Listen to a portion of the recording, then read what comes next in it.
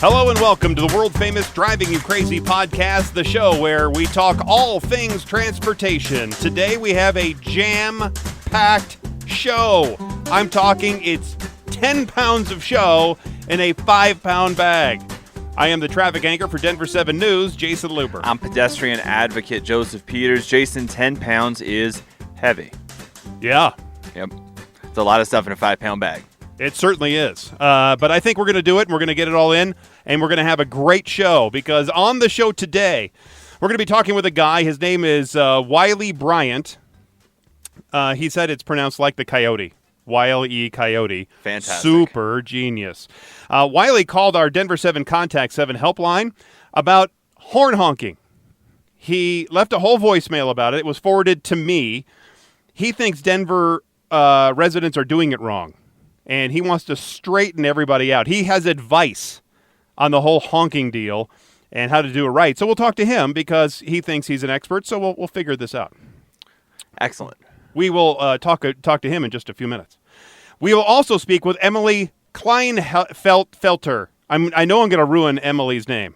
I just know it. It sounds like it's a good German name. Kleinfelter. So I'll just call her Emily for now. There we go. Forevermore, because I don't want to keep ruining her name. But Emily is an urban planning student, and we're going to talk to her about what they learn in urban planning school. What our cities are maybe going to look like in 25 or 50 years, because you would think she would know. We'll see, man. I'm hoping it's a lot more walking, a whole lot less driving. We'll see how all that works out. We don't know. Anyway, but first, I already know the answer to this question, but I'll ask it to you anyway. Have you heard of the actor Stephen Keyes? No. Yeah, I didn't recognize his name either, actually. He was in Soul Plane. Okay. Big Time Rush. Some other things you probably never heard of anyway. Nope. I've heard of Soul Plane. I've never actually seen it, but the rest of them, big swing and a miss. Stephen is suing American Airlines SkyWest after he says one of his pinky fingers got stuck in the armrest of a plane and it stayed stuck for almost an hour. This was on a flight back in September on SkyWest Airlines. Stephen he's a big guy. Okay. I mean, like a really big guy. You could say he's robust. Is he like trying to fit 10 pounds in a 5-pound bag? He exactly is. Okay. That's exactly what Stephen is doing. Well, he has I would think, a larger than normal finger just because he is such a large man. Well, anyway, Mr. Keyes is claiming severe emotional distress and weeks of pain. He says hasn't been able to drive nor be able to play with his children since this incident. So for the last 3 months, he's been finger incapacitated. Can't drive because of your finger? I didn't realize your pinky finger was that important. I feel like I could get the job done with 9 if I needed to. I was out playing ball with some friends, broke my knee in 3 places, and I was able to drive home. Now, according to this lawsuit, Keyes tried raising his armrest on a flight from Reno to Los Angeles, became entangled there. Now, according to the lawsuit, Keyes tried raising his armrest on a flight from Reno to Los Angeles to access his seatbelt, only to lodge his finger under the armrest into a small hole. Obviously small enough to grab his very large finger. He said, quote, "The spring mechanism embedded inside of this hole in the armrest applied intense pressure to my finger, immediately inflicting injury, swelling, and pain." He then explained that his attempts to free his finger caused a scene on the airplane. Can you imagine being on a plane from Reno to Las Vegas and your pinky finger gets caught in a death trap in your armrest? And that sounds like a scene out of the movie Saw, where you would just have to cut the thing off to stop the pain. He then said, "By this time, dozens of passengers became aware of my perilous condition, causing my dire situation to become a humiliating public spectacle. By the end of it, I remain entrapped in this nightmarish condition, suffering for nearly an hour." Now, there was nothing in there about how he eventually got his pinky finger out of the armrest hole and how that was ever resolved, but apparently he did, because he's not there to this day. He's not fingerless. No. Now, SkyWest Airlines said in a statement The comfort and safety of our passengers is our first priority. We worked out with our partner, American, to reach out to Mr. Keys regarding his bruised finger and looked forward to swiftly resolving this matter. His bruised finger is what they called it. Due to this ongoing litigation, we cannot comment further. But they already commented because they called it a bruised finger, not injured or entrapped or anything like that. I mean, the language there is pretty specific. It does say a lot. At the same time, man, I don't know. His story sounds very painful. Now, I didn't see how much Mr. Keys is suing for, so I don't know that. $11 billion. Yes. Ironically, the premise of Soul Plane is that a passenger has a horrible flight where his dog has to be checked as baggage and is ultimately sucked through the airplane engine, and his backside during the flight gets stuck in the toilet during turbulence. And that flight in this movie is so bad that he sues the airline and wins $100 million, enough to start his own competing carrier. Do we need to start watching this movie and then do a film review next week? Maybe. American Airlines, therefore, should, I guess, argue that Stephen Keys is well aware of the risks and the problems that can arise in flying. The notion that this incident is actually more humiliating and more of a public spectacle than actually appearing in Soul Plane might be too much for a jury to bear. I mean, honestly. Why, man? Why? Really? I mean, seriously. That is more of a spectacle than being in Soul Plane? I mean, they're about the same length, right? 1 hour of a bad movie or 1 hour stuck in a pinky death grip. It only got 18 tomatoes on Rotten Tomatoes, and that means it's not good. I mean, you need 100. You need to get higher tomatoes. You get 18 tomatoes, and that's bad. That's a bad tomato movie right there. Really, really bad tomato movie. Last week, our Contact 7 helpline received a voicemail that was then forwarded to me. It came from Wiley Bryant, who wanted us to do a story about when and how you should honk your car's horn. We have on this show talked about the horn issue in many ways, but in the effort to hear from our viewers, from our loyal listeners, we've decided to invite Wiley on the show to talk about honking. Wiley, thanks for being here on the Driving You Crazy podcast. Yeah, well, thanks for having me, guys. I appreciate it. So, what is your deal with honking? Well, I think everyone should lay off the horn. Lay off, like as in they're just honking too much? Yeah, quit honking the horn. So I moved here, actually live in Longmont now. I moved from Oklahoma City back in March. And immediately I just noticed everyone's honking all the time. And I'm looking around trying to figure out what's going on. And so I just feel like no one knows what the horn really is for. I mean, the horn, this might sound like a really conservative viewpoint, but the horn's a safety device to let other drivers know that you're there. You know, its purpose is to help avoid collisions and not to let someone know that you're annoyed with them. So anyway, it's just an observation that I made. Now there's horn honking in Oklahoma City, definitely. I just noticed a really high increase when I moved here. And it's not only like, you know, at first I thought, well, is this like a Denver thing when traffic's really like congested? And that's not really it. I'm in medical sales, and so I drive all over the Front Range, and so I'm in Denver a lot. You know, I'm down south in Colorado Springs, up north, and you know, Longmont, Loveland area. I'm all over the place, and it seems pretty consistent. So it's just an observation. You know, it's not the end of the world, but I thought, heck, someone needs to do a story on this. And this is about as best as you're going to get, unfortunately. I don't think the Contact 7 people, that since they forwarded it to me, that's like the last-ditch effort right there. So I've said on this show that car makers should make a standard horn on a car, but also have a secondary horn on a car. Let's say 2 sets, like an angry horn for serious warnings and a more gentle, friendly horn for times when you want to get somebody's attention, like when they're face down into their phone at the stoplight and you really want to get them to move on from reading their latest Facebook post. What do you think about a kinder, gentler horn that could be added to a car? Yeah, well, that's definitely an option. I don't know that it's the best option. Sorry. But ouch, Jason. Oh, that hurts me a little bit. What would then? No, I'm just Wiley. I'm just Wiley, Yes. tell me when you honk your horn. I honk my horn if if I'm in someone's blind spot and they're trying to change lanes.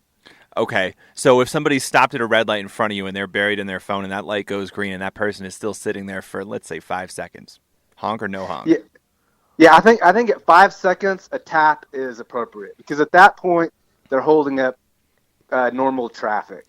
Now I do give at least a few seconds before I use the horn in that scenario. And that scenario that's a common scenario too. So yeah, that's definitely reasonable to give a friendly tap after 4 or 5 seconds. All right, I got another one for you. The light goes green. You're next to a bicyclist. The bicyclist goes in front of you as you're trying to make a right turn. Honk or no honk?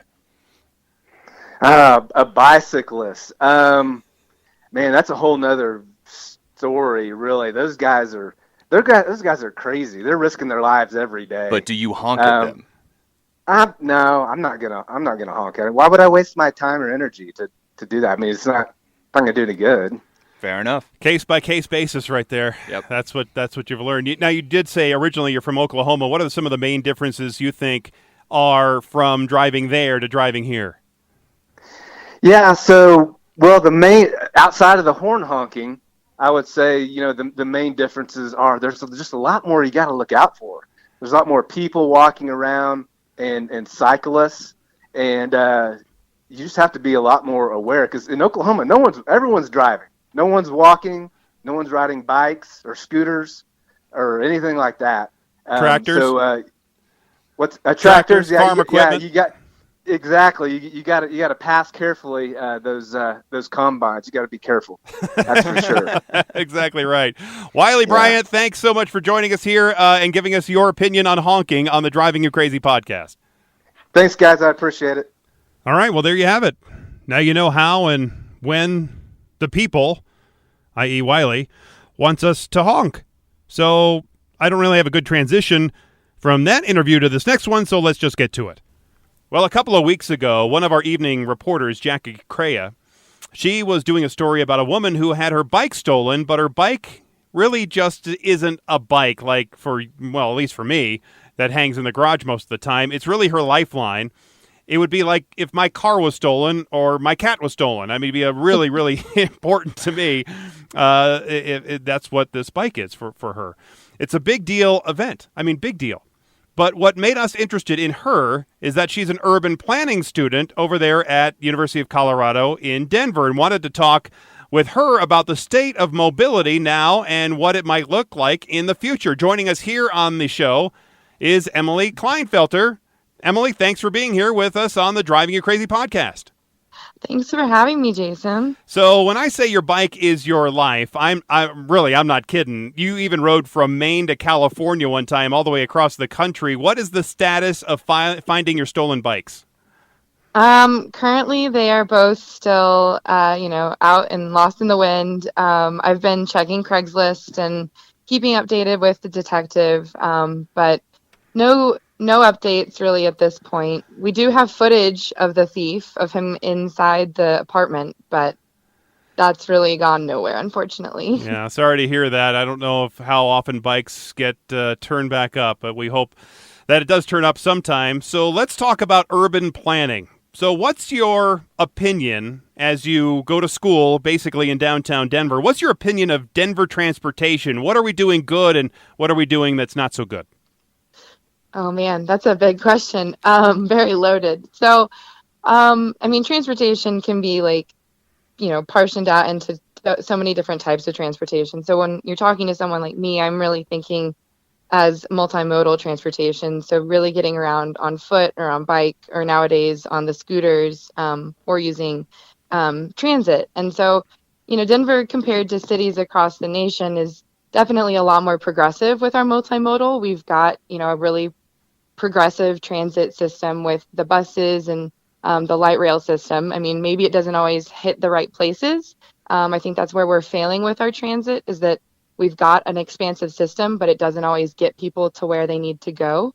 And then with our active transportation systems, like with biking and walking, you've got this culture here. You've got the people that want to do it. I feel like Coloradans are super active and outdoorsy and want to be outside and take advantage of those 300 days of sunshine. But I think what's lacking is the infrastructure to provide a safe environment for people. Well, 60%. And sorry to interrupt you, but just shooting off of that little topic there, I was just thinking about the survey that I filled out the other day that was sent to me from, I think it's an I-70 coalition or the Jefferson County government that is looking for feedback from residents about what the feeling would be for a train up into the high country along I-70, basically from here up to Eagle County. Now, my point was that most of the traffic, the heavy traffic that you see on I-70 out to the west, is really during the summertime. You actually have heavier loads then. It's the weather that slows down traffic mostly in the wintertime, but your heavy loads are really in the summertime. And when you go up there, if I'm bringing my fifth wheel, I can't do that on the back of a train. If I'm going to go hiking right there in, let's say, downtown Vail, that's one thing, but most people don't go hiking or camping or that sort of thing. So shouldn't, as part of this multimodal transportation idea, instead of just transit, bikes, buses, scooters, walking, put the cars back in there as well? Yeah, it definitely needs to acknowledge that the car is going to be around. The car is here to stay.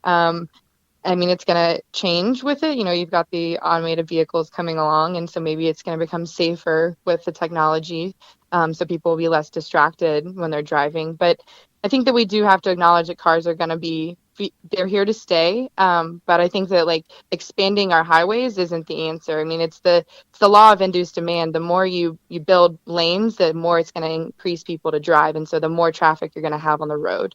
And that's the logic of it. People may argue all day that you need to just add more lanes on the highway, but that's not going to solve the issue of traffic on I-70. And so it's encouraging people to say, yes, there's the people out there that need to drive their cars for different situations and different circumstances, but the people that don't need to be driving their car every day, that have the option to take other forms of transportation, it's encouraging them and educating them that there are other transportation options and helping them figure out to get from point A to point B without using their car. So I think that that's kind of the best solution in my mind.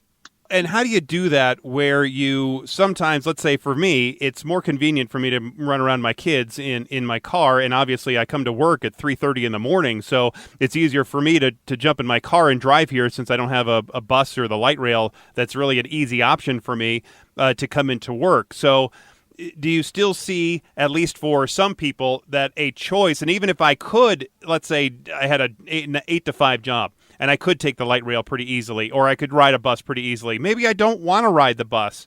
Is that okay as well? Is part of the future of transportation and getting around? Is that okay to have the personal choice to say, you know what, I just don't want to ride in a cramped vehicle with 50 or 60 other people? I think that personal choice is what makes America, that's what makes it America, is that we have the ability to do that. And so, it's not what I agree with personally. I'm pretty passionate about getting people out of cars. That is very much what I want to do with my life. I don't see cars as a necessity for everyone. I understand that they are circumstantial and necessary for a lot of people, but I have friends that live up in Five Points and live really close to the light rail line who work right downtown but drive to work every day, when logically they could hop right on the train and take one car off the streets, take one person out of traffic, take one more car polluting the environment, and then they're not distracted driving into work, and maybe they're not stressed out with other traffic and other drivers on the road. And there's pros and cons to each one. I understand that people don't want to get on a cramped train or bus with a lot of other people, and they want their personal individual space, but maybe you have to read a document before you get into work, and you can do that on the train, or you want to be able to talk with your family on the phone, or they both have their pros and cons, and it's understanding that people are going to have their personal choice, and that there's people out there that are kind of on the fence, and it's reaching those people and educating and encouraging them to make decisions that are better for the society as a whole. We're talking with Emily Kleinfelter, University of Colorado, Denver urban planning student, talking about the future of transportation. I mean, and Emily, look, my commute looks a lot like your friend's commute. I walk to work every day. It's a half a mile. There's no reason for me to be in a car. So I understand that. What I would ask you, what do you see as the appeal to those 1.5 to 2 mile car trips over other forms of communication? Like when you're talking to friends and things like that, what's the pushback that you tend to get from them? For them, they think it's convenience, and I understand that because that's what they're used to. Habits take like up to 6 weeks to form, and I think it's just a habit as well. I didn't used to bike everywhere. I used to drive, to get to school every day when I was in high school, and I worked. I mean, when I went to high school back in Nashville, I lived 4 miles from downtown, and I drove to school. But then once I started to work downtown, I started to bike there because I realized that paying for parking and then walking to where I was going to work was just a much bigger hassle than being able to bike there. And that's maybe not the same case for everyone. And so, I know a specific friend that they claim that having their parking space downtown is, a big advantage for them if they want to be able to drive downtown and park and leave their car there. But my argument to that is, well, if you live that close to downtown, you shouldn't be driving your car into downtown anyways. You should be taking transit or be using Uber and Lyft or be walking or biking. Your car should be used for taking trips out of the city, maybe taking bigger loads or things like that. What do you think is the future of transportation in not only a densely packed urban area like Denver, because in the next 25 years, you have to imagine that Denver is going to grow a lot more and have a lot more tall buildings, a lot more people living here, compared to what's going to look like maybe a rural area in 25 years? How are those two, you think, are going to look in the next 25, 35, 50 years? Oh, wow. That's a hard question because transit is one of those things that is just ever changing. I mean, you just look at Denver in the last year and how we've seen our mobility choices change with the 5 different e-scooter options and 2 different e-bikes that have popped up. I mean, if in 1 year we've seen that many different mobility choices in a dense area, you're going to keep seeing more and more changes. If you've got the way crazy out and ridiculous ideas like Elon Musk and his, tunnels underground, that those are, in my opinion, never going to happen. But then you have things like automated vehicles. And I think that those are something that we have to also accept that that's the future. And they're on different levels. You could see them becoming a rural thing as well, like helping deliveries out there, people getting to and from, reaching people maybe that are disabled that live out in rural areas, getting transit services out to them, maybe that are more expensive to having to pay a driver, but now you've got an automated vehicle to pick them up. But I mean, that's a really hard question because it's just hard to predict even just 5 years from now. But I think isn't that what you're supposed to be learning right now? What it's going to be like and how you're going to change the world here in the next 5, 10, 50 years, I think that's what everyone thinks what the planners might be doing, but really we're trying to figure out what's happening here and now and how to plan best for it. But with transit and like I said, with transportation, we're doing our best to understand what the current trends are. And that is, that's ride share and that's bike share and that's scooter share and that's, using more transit and having more transit options. And that's having automated vehicles. And, that's the future of our transportation system. I do think it really is. It's getting less and less people out of driving a single occupancy vehicle. I mean, I think that's where we're moving. So let me ask you this, specifically in downtown Denver, what's it going to take to get more streets that are closed to cars but only open to pedestrians, bicycles, and e-scooters? I mean, is that somewhere that we're going in the next decade, 2 decades? Certain streets, potentially. I don't know if Denver quite has the both land use build and the infrastructure for it as maybe you've got in New York City, or even like I said, I'm from Nashville. And so we've got the street Broadway where we've got all of the country bars and, it's just even though it's a wide street, just where the land use is with all of those bars, it makes sense to shut it down. but I just don't know if Denver, maybe it has around Blake Street or Coors Field. I have to admit, I'm still new here, so I'm still learning the area. But I mean, Denver may not ever see a whole lot of that where it's just a street shut down strictly without cars, but it's a better, harmony between cars and pedestrians and other forms of transportation. Maybe, we've got bike lanes now. That's great, but that really is only encouraging those fearless and confident riders on streets like Champa where it's not even protected or buffered. I mean, that was a missed opportunity where the city had plenty of right-of-way for them to put in a protected bike lane by the parked cars, but instead chose to make it unprotected. And now you have only those fearless riders that are going to want to ride on that. Instead, you make it a wider lane, you make it protected, and then in the future, when you make it wider, you have that for other different forms of transportation like scooters, and you've even got the skateboarders now, so that people can pass each other and they feel confident to get off of the sidewalk so pedestrians can reclaim their space on the sidewalk. I can't wait for pedestrians to reclaim their space on the sidewalk. I just want to make sure to say that. You said something else that was interesting, which is that you don't think that the Hyperloop's going to happen. Why? What are you seeing that makes you believe that? I mean, I don't fully believe it. I just think that it's a long ways away. I don't think it's something that we need to get invested in and put all of our, eggs in that basket and say that, well, don't worry, guys, we're going to be having tunnels in 10 years, and that's how we're going to be getting around. I think that we need to think about what's here and now and what we're really dealing with, which is, yes, we've got the scooters, that those are a hassle, but they also are a huge asset. I mean, people can really see them as a solution to the first last mile problem with getting people to and from transit. A lot of people are discouraged to use transit because they don't know how they're going to get, maybe they want to use it, but they say, hey, it gets me almost to my stop, but I still have another mile or so to go to get to where my real destination is. But now that we've got scooters, maybe the scooters are there and then they get off the bus and there's a little bird and they can just hop on it and boom, they're at their destination. So that's my hope for the future.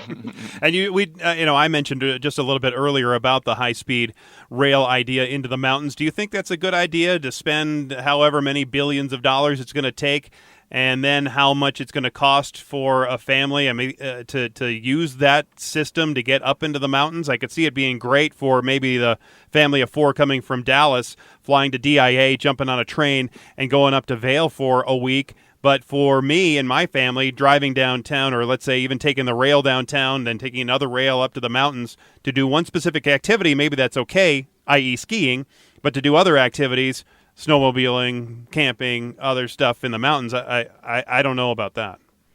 Yeah, that's a really good point, because I'm the same way with having a car. I don't want to get rid of it because I like to get to the mountains and I like to be able to take my bike or my camping gear. And so, a train like that, spending that large amount of money on something that maybe is only accessible to a smaller portion of people, personally, it's not something I can get behind right now. I would have to, see a lot more credible research and things that would prove to me that it would maybe benefit our economy and be good for both traffic, the environment, overall it would have more pros than cons, but from what all I've heard, it sounds maybe a little bit less accessible to the entire population of Colorado, and so maybe our funds could be better spent elsewhere.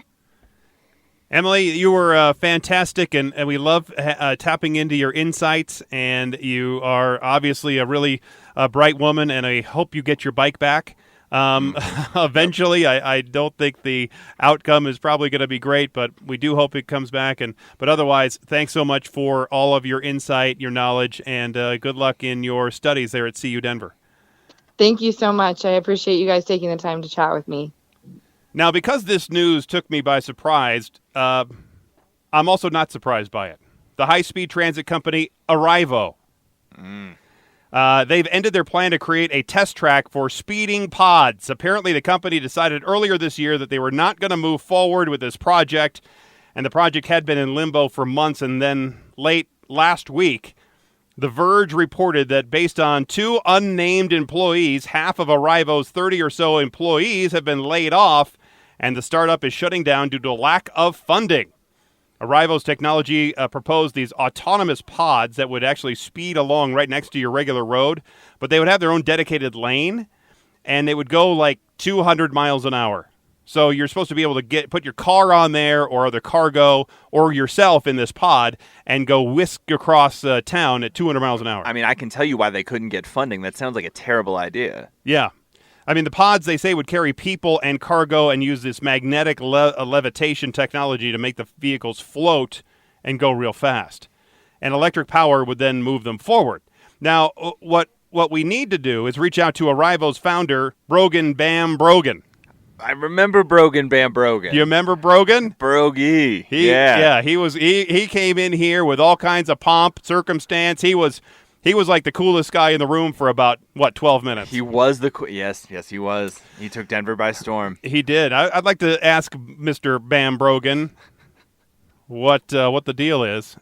He originally said he was going to hire 200 employees, invest like $10 or $15 million here on this project with the research and development center that was going to be built too by the year 2020. So in a couple of years, obviously that's not happening. Mm-hmm. So all we're left with is this plan to create a section of Hyperloop now from the Hyperloop people up there in northeast Colorado and see if that turns into something. Well, the whole Arrivo fiasco is a reminder that you should not trust companies when they say they're going to bring X number of jobs or Y new technology to the table. Because a lot of times they can't deliver on these promises. We see so many startups fail, and they have these really splashy opening days, and then everything falls apart within 6 months. Arrivo is just a prime example of that sort of all flash and circumstance for about 12 minutes, to your point, and then it's over. And there's no funding, there's no backbone, there's no actual plan to get anything done.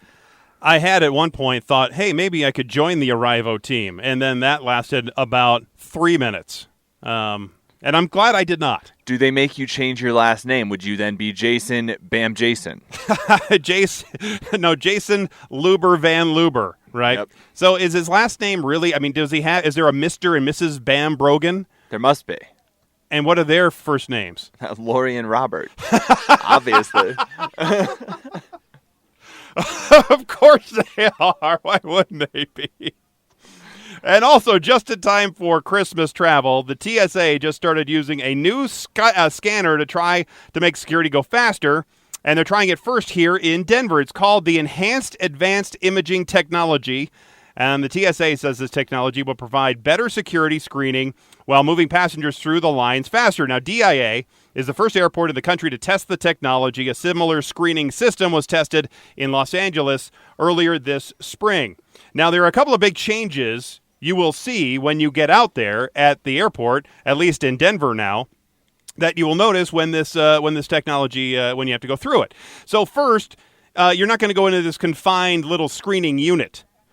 That one has the the roof on top of it. You go through this one little door opening and you come out through the little door opening. Otherwise, it's fully enclosed. Okay. Right? Well, this one, the new one, they just have 2 walls. It looks like basically a room with just 2 walls, like a big letter square U. Okay. And there's then the look of the passenger, the person, on each of the walls, and you're supposed to keep your arms down and not put your arms up. Yes. You're supposed to take them out from your side. I had a friend describe it to me as a new booth to take the same picture. Basically, yeah. But the big difference is there's actually 3 screens. So the old one had 1 screen. And so one person goes in, you see the screen, they see if you got something going on, and if not, then you move on about your day. This one, it takes your picture, and then you're up on a screen, but you come out as they're looking at the screen, and then what happens is that they will get the next person in there. And the next person is in there, and so while they're technically screening the first person, the next one comes. So it's supposed to speed it up by a few seconds, but they say speeding up by a few seconds for hours a day actually makes a big difference. Right. So that's what they got going on there. We'll see if it does speed up the process. They say they want to put it in other airports and test it out and see how it works. I'm hoping that it's going to work out there because right now the security lines can go 25, 30, 35 minutes. It's true. Well, I mean, it get us to a point where we can all just walk down the hallway, and security just scans us individually as we go, and Right. there's no need to stop at the checkpoint, and then we're good to go. But I don't imagine how that could ever be a thing anymore. Now, someone asked about the radiation this machine emits, and the TSA says it's the same as the current technology, and it's safe for the public, including children, to use. Sure it is.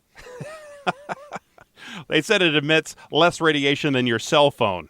Oh, good. Okay. So That always makes me feel secure when people are comparing radiation amounts to the amount given off by your cell phone. And this was one of my favorite stories of the week, Joseph. There's no doubt that the holiday season is one of the busiest and one of the most stressful travel times of the year. Now, the airports are crowded. The delays can be frustrating, and travelers are obviously stressed out about getting from point A to point B. Now, this year, the chicken restaurant Popeyes. Have you been to Popeyes? Love Popeyes. You do love the Popeyes. Love a little the Popeyes. spicy. It's like a Cajun spicy chicken place. Love that chicken at Popeyes. I think you mostly see it in the South and the East, right? Yes. All right. So I think they do have a couple of them here, but I really don't go. I'd rather go to Chick-fil-A. Anywho, Popeyes Snob. is launching. That's a snob thing to say. They're launching the emotional support chicken meal to provide a good-hearted laugh for holiday travelers. There you go. It started yesterday for travelers going through Philadelphia. You can purchase their fried chicken meal with an emotional support chicken carrier at the Popeyes Louisiana Kitchen in Terminal C, and you can bring it with you on your flight. And the box, it looks like a chicken. Correct. You folds up, and then you have the chicken head, and it looks like little wings. And Everybody will know you have an emotional support chicken if you are carrying this box around. they said, quote, "We know holiday travel can be frustrating, and there's no better way to ease stress than with a box of delicious Popeyes fried chicken with a good laugh," said Hope Diaz, CMO of Popeyes Louisiana Kitchen. God bless her. She continues, "We appreciate how comforting emotional support animals are and wanted to create our own version. The good news is that our emotional support chicken is permitted to fly without any restrictions. One less worry for busy travelers." No, it really can't fly because you're going to eat it. Right. It comes in 3 pieces. Yeah, exactly. There you go. I threw this out to my followers on Twitter, and we decided this could go national. You could have emotional support lobsters in Maine, Right. emotional support gator in Tallahassee, Perfect. emotional support crab cakes in Maryland, Yep. emotional support Rocky Mountain oysters here in Denver. Yeah, oh, yeah. I mean, this could be a global trend, man. All I- sorts of emotional support food. Dungeness crabs there in Oregon. You could also just say cake is an emotional support thing. Oh, sure. It sure is. Yeah. The emotional support chicken meal will be available while supplies last. I don't know how long their supplies are, but And it's Popeyes, man. It's like infinite. why didn't they do this in New Orleans or Shreveport? Why in Philadelphia? Is it that busy? I would think it's... Isn't Philadelphia like a top 10 airport, though? Definitely well, more no, than New it's- Orleans. Well, sure, but I didn't think Popeyes was that popular in Philadelphia. Popeyes is global, man.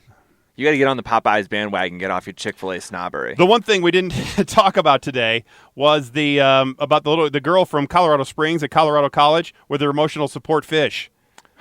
Did you see I that? did see that. Yeah, They she- created a music video in tribute to this fish. Oh, they did. Yes. Because she had to give up. Basically, this girl goes to the airport. She's going to fly Southwest. They say she's never had a problem taking the fish, but now Southwest, because all the airlines have changed their rules to only have some support animals that are cats or dogs, and basically you're going to be just service animals now at this point. Right. That she couldn't take her fish. And so she gave it to somebody else who says that they could fly the fish, and then they were going to hook up some other time, but they lost track of each other. They lost track of each other? Yeah, so the fish is out there with somebody, and you would think that with all this news coverage, that the person who had the fish probably flushed it.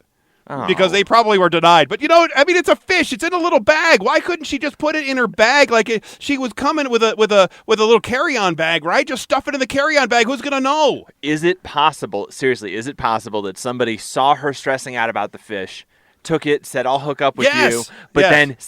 then was never going to hook up with them, just wanted to flush the thing Oh. and do it away from Possible. people so that it wouldn't be a scene. Now, that is possible. That is a definite possibility. Love it. Definite possibility. Well, anyway, she's looking for the fish. It was a beta. Betas live for about 3 months? I thought it was a fancy fish, like a large Well, a betas narwhal or are something. no. Betas are fancy-ish, but you can only keep the one beta together. If you can buy it at Walmart, it's not fancy. No, I don't think they sell fish. Yeah, they do. Pets? No, they don't. They sell fish stuff. No, they definitely. Well, maybe you're going to the wrong Walmart. Maybe they sell I am. fish at some Walmart. Okay, because I know at PetSmart you can get them. Yes. And then they have the betas everywhere, and then you just get them in that. So, honestly, I can't see her being that emotionally attached to this beta fish that doesn't actually live that long. How supportive can the beta fish possibly be? It's there to be calming, maybe. Maybe. I look at it, I feel better about myself. I don't. Yeah, exactly. I don't Something see like that. But, she could have just put it in her bag and nobody would have known unless she takes it out. That's the thing. Most of these people, they want to show off their exotic thing. And that's what it comes down to. That's what they want to do. That's why they're doing this whole, I'm going to have my emotional support whatever with me. But then it's an exotic beta fish. It's not exotic. It costs like $1 at PetSmart. It's not like you're bringing your peacock. It's terrible. It's terrible. All right. Well, that's about it for this big-time program that we have for you today. Thanks again for being here. Make sure you rate, review. Have a great holiday. Have a great Christmas. We will be back, actually, I think the day after Christmas to record another episode. Yes, sir. And then so we'll be ready for the new year. Have a safe weekend, and we will be here again, of course, next week. Thanks for listening. Until next time, I'm Jason Luber, the traffic guy. I'm fast food chicken inclusionist Joseph Peters. Be safe, and as always, happy motoring.